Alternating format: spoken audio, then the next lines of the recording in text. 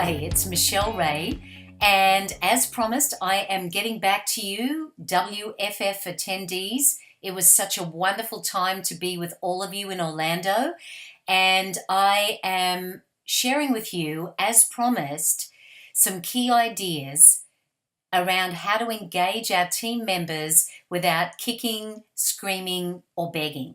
So let's look at 3 core ideas that we can easily apply to secure greater engagement and develop our own leadership skills. The first is all about noticing the small things.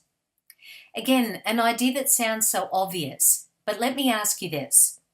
When was the last time that you sat down and had an off-the-cuff, shoot-the-breeze conversation about what might be going on with one of your team members, all of your team members, one by one, in their personal life, taking an interest in them outside of their workplace?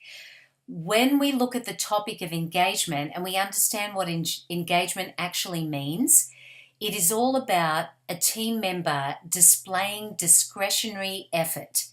And plain and simply what that means, it's when people are willingly doing the work, wanting to do the work, as opposed to feeling as though they have to do the work.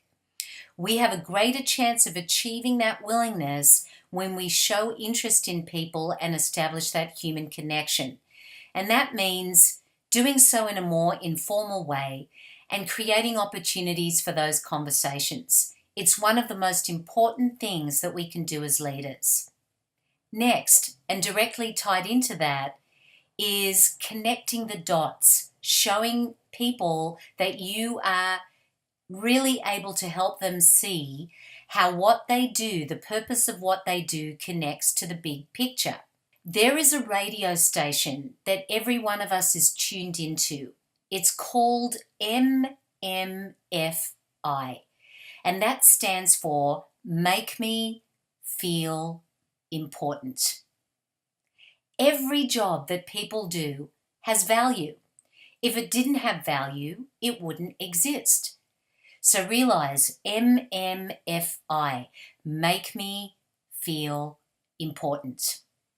And another tip, realizing that we need to be more mindful as leaders, more mindful of being the best version of ourselves. There is no question that as a leader, we are under tremendous pressure. We know that we are responsible for the bottom line. We are responsible for productivity. We're responsible for engagement. We are, plain and simple, responsible for results.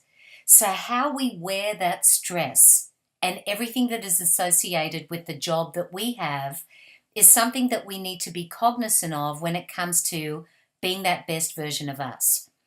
And the more mindful we are, the more that we project that positive person that we are, the more it engages others.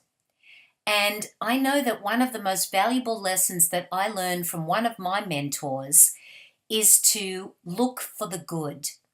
And when we are feeling good ourselves about what we do, then we look for the good in others. Let's focus on defaulting to the positive, looking for what you admire about people. That is a very attractive quality in a leader, to be looking for those positive attributes in people. And I believe that that is only possible when we are putting that positive outlook forward to our team members as well. Thank you so much for taking the time to watch my video. It would be my pleasure to continue the conversation with you and talk about how I can help your organization. If you have an event coming up where you're looking for a keynote speaker, or you recognize that there is a need for additional professional development with your leadership, with your team members, I would love to be able to discuss this with you and find ways to make it happen. So please take the opportunity to have a look at my services that I offer on my website, to send me an email or give me a call at your convenience. It would be so exciting to have the chance to work with you and to discuss your needs. Thanks again for watching, and thank you so much for coming to my session in Orlando, Florida. See you soon.